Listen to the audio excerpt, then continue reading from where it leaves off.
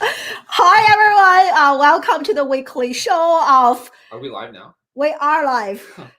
To the weekly show of Classroom Without Walls. Yes. What is school for? Yes, exactly. Hey, you want to... I don't know I'll why be your host for this riveting hour. My name's Dan Addison with my co-host, Dr. Ai Zhang. And on this show, and you can also listen to us on the traditional audio-only podcasts such as iTunes, Spotify. Just search "What is School For?" And on this show, I interview leading education professionals, business leaders, students, parents to come here to discuss, debate, and disrupt education. Today, I have my husband here, a special guest, because I was supposed to have my friend Dagmar. We're here to talk about pregnancy. Stop it. We're here. We're supposed to have my friend Dagmar Kauffman on the show. I don't know what happened to her. We were just chatting like in the morning. She seems to be ready. And but anyway, she may have some computer issues. But I don't want to just like cancel out. So I invited my husband to join me on this conversation. We really don't know what to talk about. But yes, and but if you have any questions relating, so kind of background, and you want to introduce yourself? My name's Dan. I am an analytics consultant. I've worked for many years in data analysis. I have two primary goals in my profession. One is to do good data analysis work. The other goal is to build data analytical capacities for our customers. I have a lot of thoughts on education and on technology, and I'm sure you do too. So let's discuss. Yes, and so really, he's kind of always doing the corporate and the corporate way. So I'm kind of the non-traditional way. And starting earlier this year, and we have been homeschooling our children. And I think we're doing a pretty good job, and we are seeing substantial changes. Or I think I'm doing a pretty good job. We're seeing substantial changes in our children. And so my husband, his specialty is, yes, is in data science, which is a really popular career field. And within the last several years, and I see him changing from job to job and doing really great. So maybe you can share with us, Dan, like how has your, share us with us about your educational background. You know, where did you go to school? And then let us know how has your, oh, my friend is here. Hold on. Surprise. Hold on. I mean, okay, Dan, you can go. I mean, invite. Tune in next week. Yes. I don't know if you are that popular, but yeah. Hey, my friend, I was so, where are you? I am so sorry. All best laid plans. I had it all up, and then I had to disable all kinds of permissions, and so now I'm on, because every time I did it, then the browser didn't pull it up. So anyway, here I am. No worries. I was like, oh my God, where is Dagmar? So sorry. Help. Let's talk about homeschooling. Yeah. But then everyone, you guys met my husband. He is very goofy, very different. No, that's great. From my personality. And I know congratulations are in order, so that's fabulous. Yeah. Thank you so much. Yeah, and Pooja, thank you for the congratulations, and Lance, thank you so much for joining us live from Australia. And so let's dive in. I already kind of did the intro. So those of you who don't know who is Dagmar, she is a dear friend, and we recently connected on LinkedIn, of course. And she's an education and parenting expert, and also a thought leader in this space. She devoted her entire professional career to education and parenting, which I really, really admire. And Dagmar also serves on South by Southwest EDU advisory board. And she also has her own company, which is titled Unbalanced Parenting, which everyone should check out. And I'm going to share the link in a few seconds. Lots of really amazing resources, podcast interviews, blog articles to really help you to balance, have a more balanced approach to parenting. So the mission of Unbalanced Parenting is to really help parents and caregivers to raise happy, joyful, resilient, confident, children, right? Don't we all want that? And definitely something I want. And so you are going to walk away from today's interview with a much better understanding of the missing links in education. And what can we do as parents and educators to close the gaps? And also, we're going to talk about the potential issues in the current educational system, at least in the United States. And also, we're going to discuss social emotional learning. What is it about? Why it is so important? And how can you do that at home? And so much more. So as always, we're live on Facebook, on LinkedIn, on Periscope, on YouTube. And let me know in the comment section where you guys are joining us live from. And the show is sponsored by StreamYard, my favorite third party to go live on different social media channels. So thank you so much to StreamYard for sponsoring the show. Dagmar, welcome to the show. Finally. Thank you so much. Thank you so much for having me on. I was really looking forward to it, and I apologize for the delay. Yeah, like our friend Pam is here, which is great. So as I mentioned earlier, right, you devoted your entire professional career to education and parenting. I just have so much respect for you for doing what you do. So share with us what inspired you to pursue this path. What is your story? What is your why? That's awesome. So I thank you for that. Yeah, I've often looked back and try to connect the dots backwards, because it's initially I wasn't even I didn't know that I was going to go and become passionate about this. Originally, I wanted to be a journalist.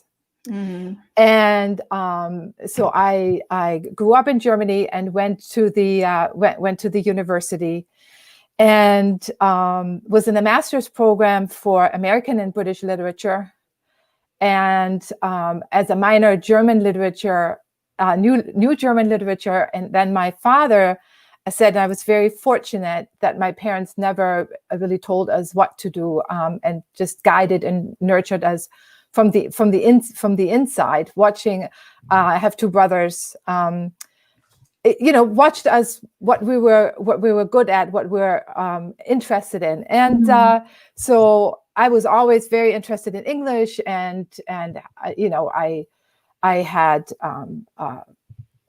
always a fascination with America. So I applied for a scholarship to come to America over 30 years ago now. And I actually received one. So I ended up at the University of Maryland, just like you. So we're Go Terps. And I was in American Studies, which is interdisciplinary in nature, which is wonderful, because you actually are required to take graduate classes in all these different disciplines, and you're sitting there with people who have been their entire lives been socialized into that particular field. Mm-hmm. They know the methods, they know the questions, which is exactly the interesting part. So I find myself with people in journalism classes and in sociology classes, and all of a sudden you're sitting there going, they're viewing the world through a different lens. And the internship coordinator, I wanted to get an internship. I really wanted to be at a paper, because I wanted to be a journalist. And she kept saying, well, there's at the State House in Annapolis, you're interested in politics, why don't you go there? So I was very persistent. And I kept saying, this is really awesome, Annapolis, and it's really pretty, but I really would like to work at a paper. So the woman, really, really kind woman, I forget her name, she ended up getting me an internship at USA Today. Oh, wow. In the education department. Wow. And I think that's where it really started. We prepared and produced curriculum material to students in schools to go out along with the paper. Mm-hmm. And I think that's where it started, because I've always loved to learn. Mm-hmm.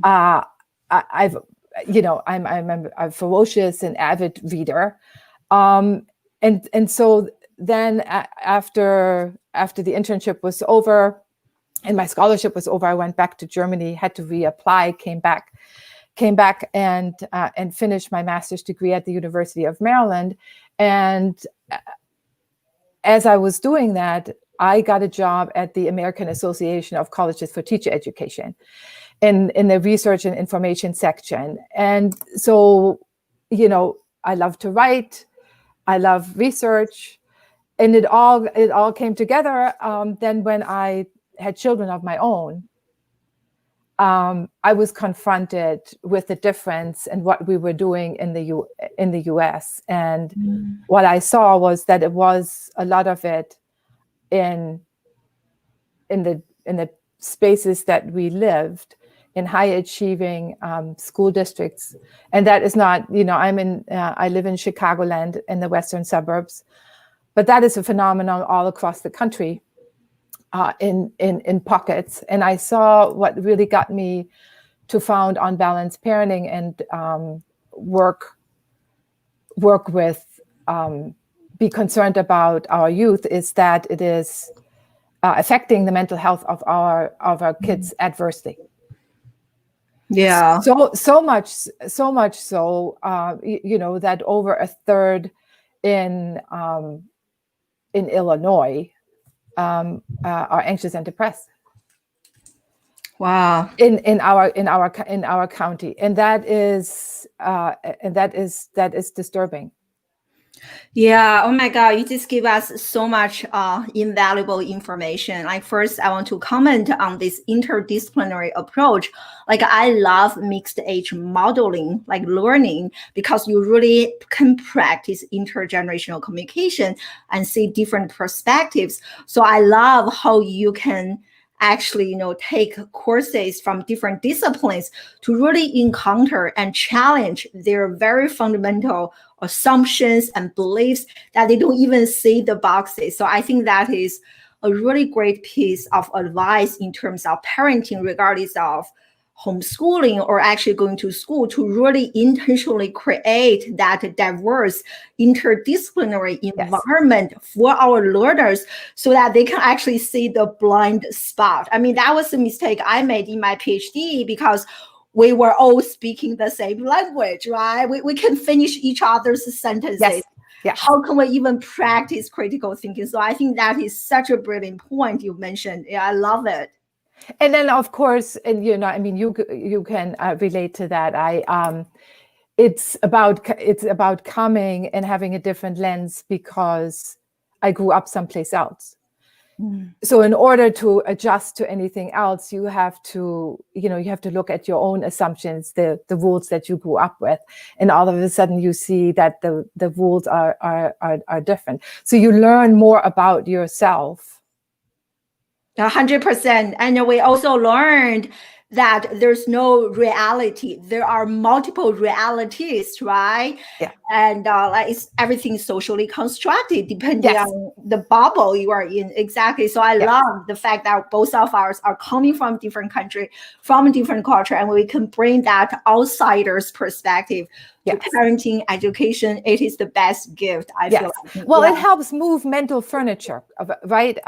Because it is really, really hard. Because it's easy to say these things. And a lot of people, over the years when I was organizing parent education events, a lot of people understood. And even if they didn't say it, I could see in their eyes that in their heart, they knew exactly what I was talking about, right? If we ratchet up this competition for the mere sake of grades and SAT scores and ACT scores, we are actually not nurturing our inside.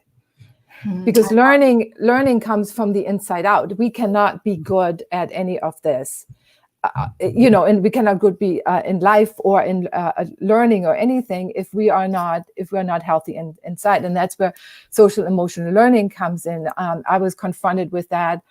We have very large high schools in our town. And at one point, about 11, 12 years ago, I was serving as PTA president, and one of our sophomores died by suicide.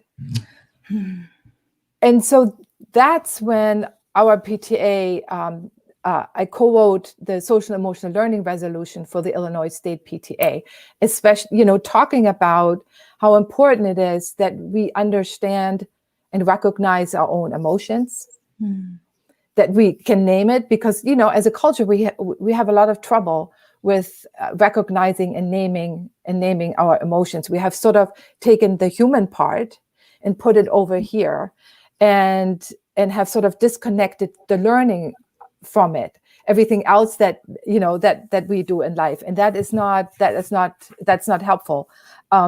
We can't develop concern and caring for one another, positive relationships, responsible decisions.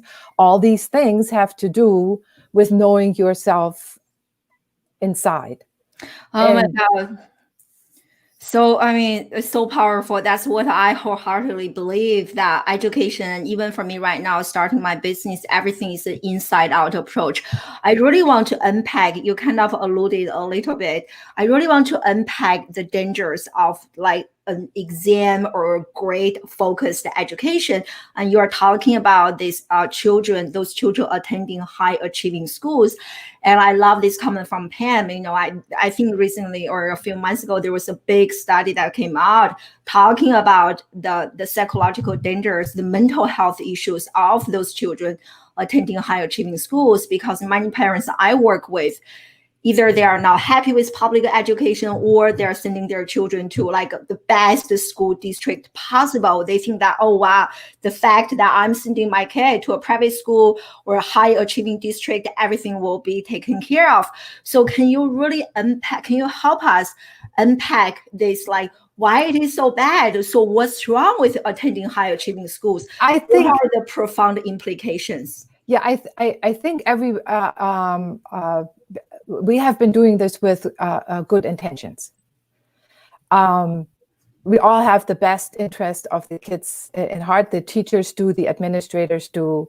But the way we have built the system, the box, as I'd like to call it, is just too small. We're trying to fit all these different people, and we are all different. We're all so very different into one box. And then when something doesn't work quite right, then we try to manage that, instead of taking the environment in which we have organized ourselves and just expand the environment. There's a great metaphor that I like to use. It's about the flower. If a flower in the environment is not thriving, then we don't try to shape the flower as much as we're trying to look at the environment and see what is going on. Has been enough rain? Is there something wrong with the soil? Are there any insects that are gnawing on the flower? And I think what has happened is that we have so focused on grades and SATs and to get into a good college. And our success model is you are successful when you go to a good, high achieving, highly selective school. And I think our model of success needs examining. There's a lot more to life than being in a good college. I said a long time ago, we have a choice as parents, and it's very hard for people to do it because everybody else is doing it. To be courageous enough to say, wait a moment, let's examine our values. What is it really that we're interested in?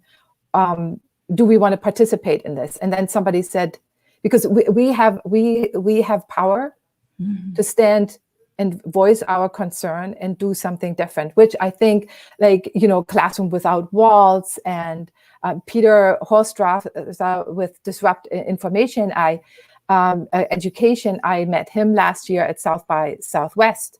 And Pam Roy's work. We're all in this space, and Sunya Luther, with whom I actually pitched a proposal last year to South by Southwest to talk about these things.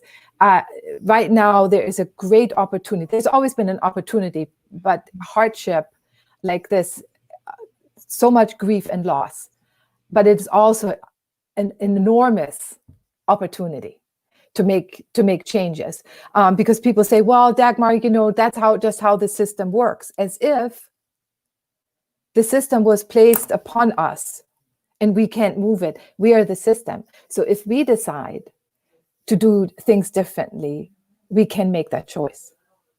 I'm not saying it's easy, but there is a lot of different avenues out there. And if we're really interested in the health and the thriving of our kids and the communities, because there's no thriving of communities if at the age of 17, a third of your kids are anxious and depressed, or 15, 16%, 10th and 12th graders think about committing, dying by suicide. That is not a healthy state of affairs. Yeah, those are really shocking numbers. Just a few weeks ago, I remember I interviewed a high schooler, and she actually dropped out of her traditional high school and started to attend online classes. And I shared some of those numbers with her. I was like, 70% are just feeling pretty depressed, blah, blah, blah. You know what she told me? She said, Dr. I'm surprised the numbers are not higher. Yeah. I almost cried when I heard that, because she said that almost every single friend that she knew was somehow depressed. Nobody really enjoys school. So I thought the number was already so high. 70% are feeling negative about their high school in the United States. And she was like, wow, it's lower than my, expectation. Yeah. I was like, wow, the situation is actually a lot worse than like what we're discussing here right now. Yeah. Well, last year, in the summer of 2019, the National Academies of Sciences, Engineering, and Medicine actually classified students at high achieving schools at risk, on par with kids who live in poverty, whose parents are, incarcerated. That should give us a lot of pause. And then, of course, you have a whole a group of kids who don't have equal access to education, because we're pricing ourselves out of it. And the price of fulfilling and a meaningful life cannot be that you are anxious and depressed, because oftentimes I've seen it in the friends of my kids, that the parents thought, it was a good idea to become an engineer. And so now what is happening, they've been doing this for a couple of years and they really do not want to be engineers. Because they never had access to who they are inside, because we somehow have decided that you are the quality of your character is somehow connected to where you went to school, or to your grades, or your ACT scores, or where you went to college, and nothing could be further from the truth. Oh my God, totally. And I have lots of connections with people in Southeast Asia. Oh my God, the situation is, if we think the situation is really bad in the United States, in Southeast Asia is like 10 times worse. So yesterday, quite a few of my friends who actually run education agencies, and they were so excited. They announced like Stanford just published a list of AP classes you can take to get into Stanford or something like that. They were all excited because that informed them about some unique prep classes that they can like sell to the students who are starting to take those prep classes as young as second grade. I mean, we were in Korea for a few years, and I saw that second grade students were taking prep classes to get to Stanford. Yeah. I just can't even comprehend that, like so obsessed with this success is equivalent to an Ivy League school. So I also love what you mentioned earlier, Dagmar, and this actually is, I relate to this question that Pooja is asking. She's joining us live from India. So thank you for staying up late. And this is the question she asked, I feel like it's very representative of many young children, including myself when I was her age. I want to do something else. I want to talk about something that is really important for me, for my career. but my parents are not on board with me. They want me to do A, B, C, and D, but I'm like here. So how can we reconcile like the conflict, the tension, given that I probably still need my parents to financially support me? Or do you have some suggestion for her? Well, I think communication, building good connections and communication with our children is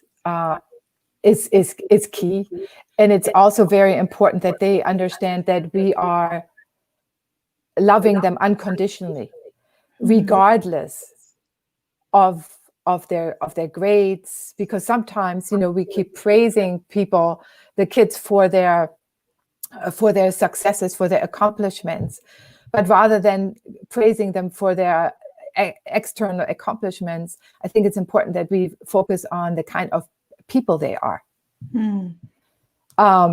I think that it has a lot more impact, and then to really, we talk a lot about social emotional learning for the kids, but it's also social emotional learning for the parents. Yeah. Am I living my life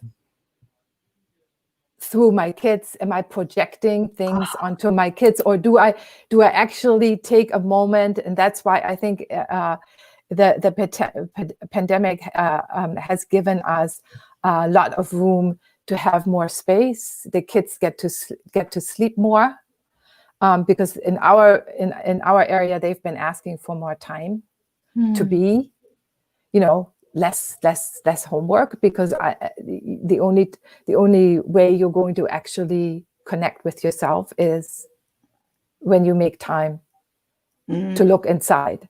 Boredom is good. So I think communication and openness, that there are a lot of different pathways that we can take, and we as parents have to be courageous enough to help our kids find those. Yeah, totally. I mean, like, I feel like many parents, and at least like in my early stages of being a mom, was because I knew and I felt because I could give birth, I have that ability, and that automatically makes me a good parent. Is definitely not the case, right? Giving birth versus being a good parent, they are totally different. It's a learning journey, right? Now I'm constantly learning, and so I love the suggestion that you shared. And also what I recently learned is to, especially if your children are older, to learn to collaborate. So that's what we do, collaborative parenting, and to negotiate. I tell our kids, hey, this is what you want. This is what I want. How can I help you get what you want? And how can I support you to get what you want? And you also need to support me to get what we want, which is to make homeschooling work, right? There are other things we have to do, and to make it more collaborative. I think parents have to make lots of changes. We got some really, really great comments, and Pam is just like, loving everything you mentioned as always. So, and I think this is from my husband, and he went to Ivy League school throughout his life. And he said that it felt like the least successful part of his life. And I so agree. And here was also a really sad comment from Lance, joining us live from Australia. Incredible, 1 a.m. or so. So he said that his youngest daughter's best friend at school, when she was 13, and committed suicide back in the 90s. That's crazy. That is so crazy. I think it's very sad. It's very sad. Yeah. It really is. Connecting. Some of the things that we've been doing in trying to, again, to support our kids, and we want the best for our kids. So understand, I'm not trying to be critical of parents, because our heart is in it. We love our kids. We want to do the best. But what has happened in this mad dash, and Vicky Abeles calls it the race to nowhere. What has happened is that we advocate for them all the time. We don't confront them when things are not going right, because we're afraid we're damaging their self-esteem. Unconditional love does not mean they can kids can do whatever they want to. There's boundaries, there's limits, but we can talk about it. As they get older, things change, and then you have different children, and one approach is not going to work as well for one as it is going for we have 2 kids, and they're very, very different. And we have to pay attention to that. And then the big myth is that we are trying to take care of all the obstacles and the pain away from the kids. We need to teach them how to tolerate that. Yeah. And live with that and manage that, because certain things are going to be stressful. Yeah. And those things are important messages, from your body. It's good information. Feelings are good information to have. And to recognize that. Because a lot of times what parents are doing, they're acting on their own anxiety. And so they're trying to control something so they feel better. And I know it's a really hard concept. Anne Lamott calls it, so when I work with parents, we talk about whether or not your help is actually helpful or is more, she talks about help is the sunny side of control. So when I try to help my child, is it making me feel better, or is it actually going to help the kid? Or is it interfering with the kid doing their own thing? And often possibly making mistakes, which is fine. But a lot of us, and I've been in that space, are afraid that the kids might, it might not work out so well. But in life, that's a lot of times where we learn the most. Because we understand inside that we can do these things. After high school, I went to Canada for a year to work. That was one of the hardest things I have ever done.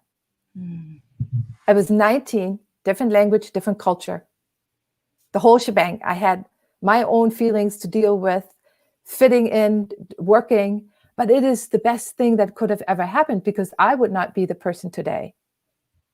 And so I think those kinds of opportunities, internships, work experiences, where people, the kids get themselves someplace, they have to deal with the employers. I mean, we cannot have parents call prospective employers and talk to them on behalf of their children. Yeah, I love how it's coming, because you just nailed it. Because before I resigned, and every year we do academic advising, what was really funny over the last several years was, and I only resigned last year, so my data are pretty recent.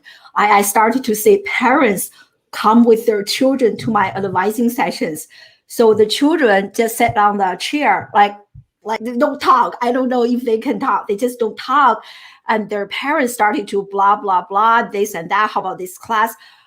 I was so shocked. I never saw that like in my early stage as a teacher, but just like recently, I was like, oh my God, it's a trend. Oh, yeah.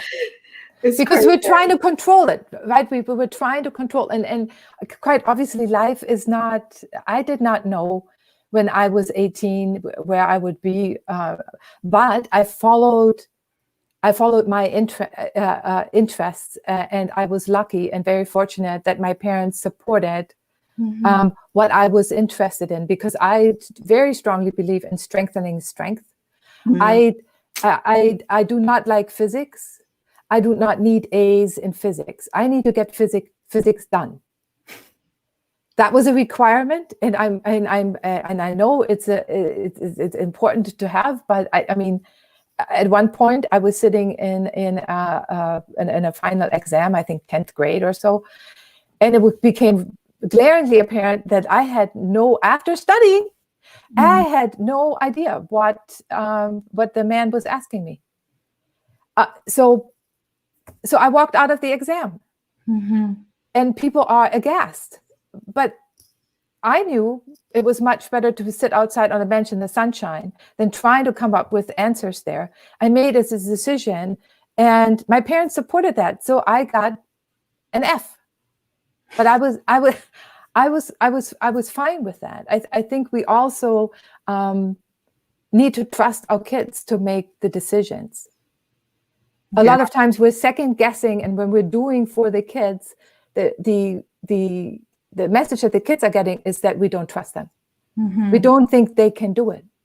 Yeah. And not only that, I feel like we are really taking away their agency and to practice their decision-making muscle, right? When you don't use that muscle, you lose that muscle. By the time they come to college, young professionals, they just don't know what to do. And we see that all the time among interns, and they just they're always waiting for permission. They're always waiting for orders, right? Just like a homework, and even better, give me a rubric so I know exactly what to do. Yes. It doesn't work like that. Yeah. Right. Sure. Yeah, no, that's a really important point, because employers have been talking about this for a long time. They've been saying we need to, people who can communicate, who can critically think, who can problem solve, who are creative and innovative and forward thinking, and do not wait for somebody to tell you what to do all the time. But I mean, that's what education in our system, again, well-meaning, that's what we have done. Yeah. And memorizing and regurgitating, I would say, is not necessarily where the learning is at. Yeah, 100%. I just saw this really powerful comment from Peter. Thank you for joining us live. Parents feel like they are failures if their children don't go directly into college. Yeah. I so agree. So what do you think? You mentioned that after high school, you went to Canada. Yeah. So what do you think about students, taking gap years, maybe not even wait until high school graduation, but actually do this early or throughout their early childhood, early education? So what do you think about this? I think it's really important. When I was growing up, we had to do 2 internships. I think one in 7th and one in 10th grade. So I worked actually at an insurance company one time, because I can organize the heck out of anything. So that is one of my strengths. So that's where I went. And you have to research the companies, and you have to write the application letter. And then, of course, you have to go there and you work all day all of a sudden. I was on public transportation, and in 10th grade, I went to a hotel because that was an interesting experience. And I remember that very, very, very, very fondly. And there's so many things that you learn for yourself. So I think that is very important. And internships for a longer period of time than a week. I think we were there 3 or 4 weeks each time. I also think it's really important that we do educational exchanges. I started, again, I think I was 13 for the first time I went to England. I had an England pen friend, and the whole class, everybody who had a pen friend, went to England, and we did that a couple of times, because it just, again, it enlarges your viewpoint. It gives you different lenses to look through, and it just, the conversation between people. I mean, I'm animated by Fulbright's quote. He talks about how educational exchange is a tool for converting ideologies into human aspirations, and nations into people. And I think that is a very important part, in order, to understand each other, to collaborate, to humanize, right? To humanize the globe. Yeah. Yes. Yeah, I love it. I so agree. I mean, you study abroad. I studied abroad when I was very young. I mean, it's the best experience happened to me in my life, and self-awareness, cultivation, all those things. So definitely agree. And I just saw this comment from Cynthia. Thank you for joining us live. And she shared that, and she lives in a university town where there have been 8 suicides in the last decade, which is awful, resonating with what Lance shared. So this is pretty global, right? We have people joining us live literally right now from different countries. and the community is not ready to talk about the high pressure we put on the children to be high achievers. And there is a lot of professors and university faculty projecting on their kids. Exactly. I so agree. And just like for this, I know I shared the Adobe study earlier. I think it's time to share this again. It's like such a fascinating study that just came out earlier last month. Do you know this study? Adobe Study? No, I'm not this familiar. one is called the Adobe Deciding Factor. Okay. So they analyze like millions, thousands of like college like admission officers and like talk to students. Those numbers are shocking, right? So average number of a U.S. student spends in school is like so many hours, right? And the average number of a U.S. student spends when they are doing homework, curricula, all those things. Look at the hours, but guess what? The average time spent per student by college admission officer is only 11 minutes. They're only spending 11 minutes reviewing the college application, which I think is really, really crazy, right? And it is, yeah. The U.S. News World Report has really taken up residence in a lot of parents' minds, and it's like a tyranny of the rankings. And when you look at it, what they're actually looking at when you rank universities, who is high achieving, who is not. I always get a kick out of 20% of the ranking is about quality of the program. So what they do in order to determine that, they send out 4,000 surveys to university presidents and provosts and such, and they fill out a survey, and we don't even know, maybe also the secretaries fill it out, who knows. And with that, so now we're ranking each other, and I don't know that there's any quantitative, how do we measure this? Is completely subjective.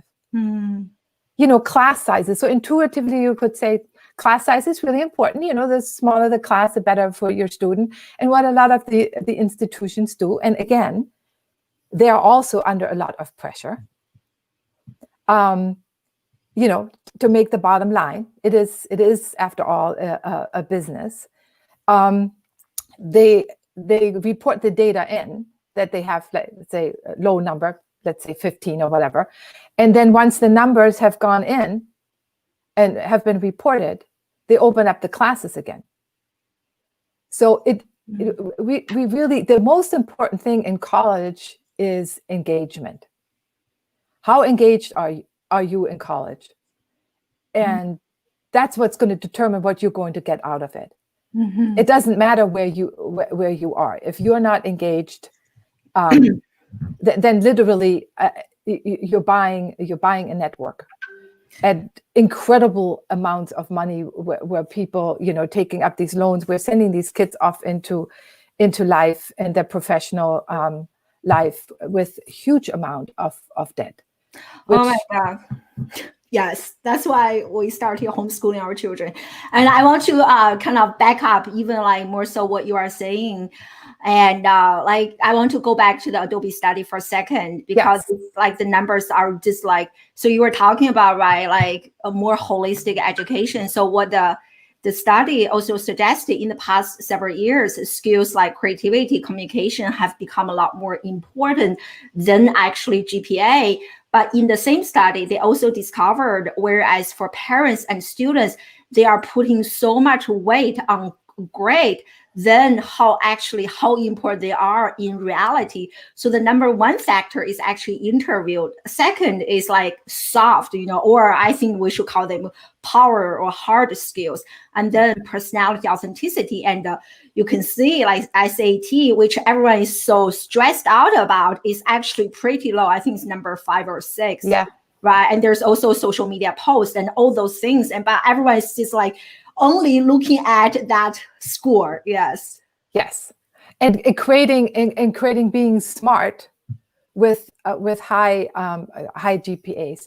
There's a whole lot of smart. There's a whole lot of skills that serve us very, very well that don't even get expressed in any kind of number. That is a great chart there and study that you were sharing, because there's a whole lot. But I actually think that that the soft skills, we should just call them hard skills.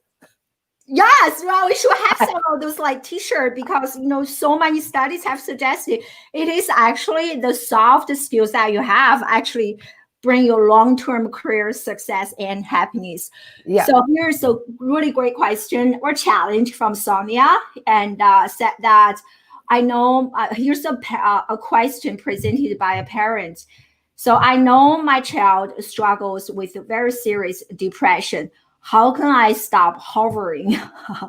Isn't that my job to make her safe? And I feel like this is such a common question, right? I feel like pretty much every single parent is like, how can I protect my kid as much as possible? So how do you answer that question? So Sonia, actually, she is an expert in this. She is a professor of psychology. She was at Teachers College, and now she is the co-founder of Authentic Connections. Actually, that she helps high achieving schools and faculty to get to the bottom of it, of what we could improve on. But hovering is not a strategy that is actually keeping kids safe. It is making them unsafe. Because a lot of what we're doing, again, we have to be mindful and think about our own anxiety. If we hover, we are actually keeping them, like you said. Kids come into your office and they do not know what to do. They don't know what classes to take. They have no connection to the inside. And our job is to nurture and to guide. Because we are supposed to let them go and not be on them, because it's really important that we trust them. And sometimes the decisions our kids make are not great, but we learn from it. I mean, we have this idea that success is like a straight line, and it's very neat, and we don't realize that success is a wiggly like creating art, right? Yes, it is. It's a wiggly thing, and we have to really be going inside ourselves and try to figure out what are our values. What are we parenting towards? So in our family, we've parented towards mindful independence, risk taking. Understanding who you are. What is my purpose? And not everybody, for a while, everybody's saying, oh, find your passion. Well, which 13, 14, 15, 16, 17-year-old has a passion? I mean, there are plenty of adults who don't know what their passion is. So, apart from learning our emotions, recognizing them and managing them, is creating a much greater space, what we call education. And it's really hard for a lot of people to imagine that, because like when you've always done it one way, it's really, really hard to step outside of it. But this kind of happening and event in our lives is also a great opportunity to do something about it, and more people are doing it, because it is. I know in our area, lots of people have gone off to homeschooling because we've been on hybrid, we've been on remote learning back and forth, and we're changing this every 2 weeks, which is really hard because a lot of people in our community have experienced chronic stress, latent chronic stress, because communities in high achieving communities. There is chronic stress. You will have no time for really anything. And now there is more time, and people are also more stressed because now they don't know what to do with this, all of this, because this is hard. This is really hard, but I'm hoping that it's going to give people some connection to their inside, because our kids are not falling behind. I know a lot of people are afraid and they're angry that the kids are going to fall behind. Our kids could never fall behind, because whatever is right now, we're doing the best that we can to deal with it. And then when we move out of this, that's where we are, and we're going to build on that. There is no law that says we need to do this. We created that. And so we're putting pressure on ourselves with a system that is really not serving us right now. So if we could all just take a deep breath. And again, I understand there is pressure on the school districts because the states have requirements and expectations. I understand that. But if collectively we can all take a little bit of a breath and consider this, we're going to come up with a lot better results, and we can actually reimagine. We can't reimagine when everybody is chronically stressed and just trying to get back to normal, because in